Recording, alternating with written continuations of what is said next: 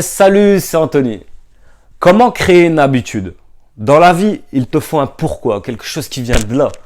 Parce que la vérité, c'est difficile de changer. Sinon, tout le monde changerait. Alors, en mettant la main sur notre pourquoi, on a envie de changer, on a envie d'évoluer. Il faut faire ce travail d'introspection pour trouver ce pourquoi. Dans cette vidéo, je vais te partager 3 points pour créer une habitude. 3 points qui devraient convaincre ton corps, ton cœur, de créer cette habitude. Pour ceux qui ne me connaissent pas, je m'appelle Anthony, j'ai 31 ans, je suis père de 2 garçons. Je suis ici, sur cette chaîne, pour te parler de bonheur et te pousser à créer la vie qui t'inspire. Une vie qui a du sens, une vie où même les contraintes ont du sens. Alors n'hésite pas à t'abonner, à cliquer sur la cloche des notifications si ce n'est pas déjà fait. Le premier point pour changer ou créer une habitude, c'est justement trouver du sens. C'est la chose la plus importante parce que si tu changes cette chose et que ça a du sens pour toi, tu vas avoir beaucoup plus de chances de persévérer.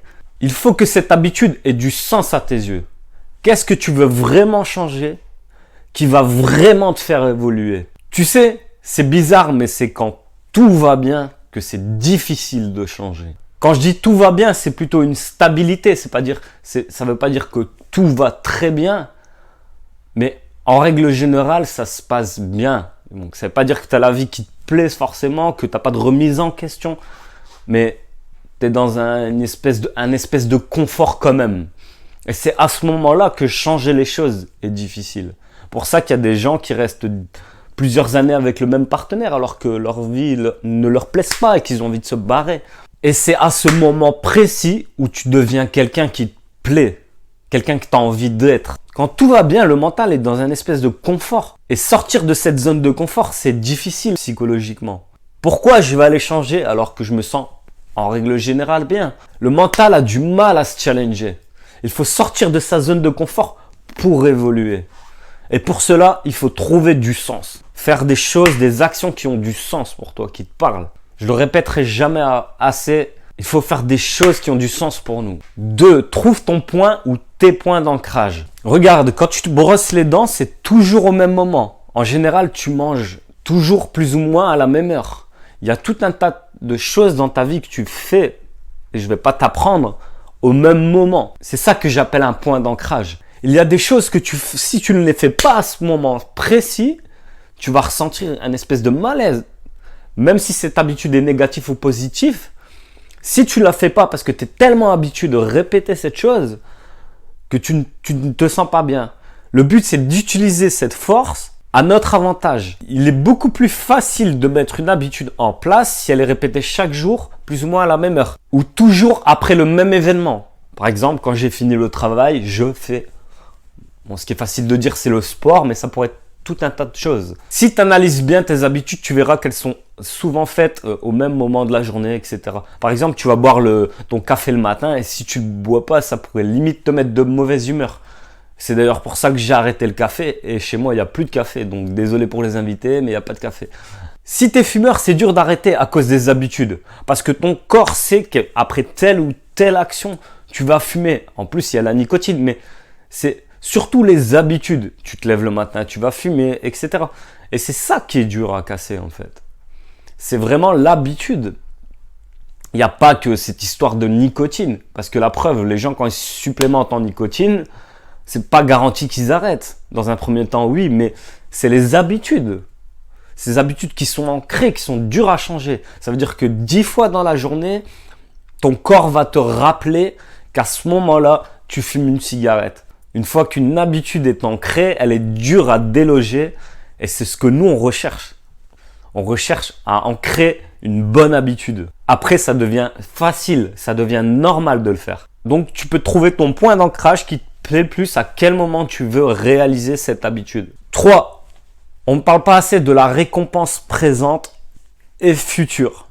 Je veux dire que par là, nos habitudes nous donnent une certaine récompense. Dans l'idéal, c'est que cette habitude t'apporte un bénéfice immédiat. Sérotonine, dopamine, réduction du stress. Tout ce qui aide ton mental à aller mieux, à avoir une vie beaucoup plus épanouissante. Et en même temps, la question à se poser, c'est quel impact ça a sur mon futur? Bien sûr, dès que tu vas aller vers du bien-être sur ton futur, c'est que tu seras une personne beaucoup plus détendue, beaucoup plus moins stressée, etc. Donc, tu vivras plus longtemps, une vie de meilleure qualité, tu auras plus de bonheur en fin de compte, ce qui est pour moi le capital suprême. Le bonheur, c'est vraiment ce qu'on recherche en fait. Même les gens qui veulent être riches, ils recherchent le bonheur. Or, on peut être heureux avant d'avoir l'argent. À condition d'en avoir un minimum, de combler le besoin minimum, on est d'accord. Par exemple, si tu lis le matin, tu vas te détendre. Tu vas te vider la tête, tu vas te détendre. Et en plus, tu t'instruis pour le futur. Si on prend l'exemple de bosser, par exemple, le matin sur un objectif qui te plaît, ou que tu veux travailler pour ton futur, bah déjà, tu vas tirer de la satisfaction d'avoir fait ce que tu voulais faire ce matin précis. Tu commences ta journée par une satisfaction. Et au final, tu améliores ton futur. De un, tu vas sécréter des hormones de plaisir, de satisfaction. Et de deux, tu travailles à améliorer ton futur.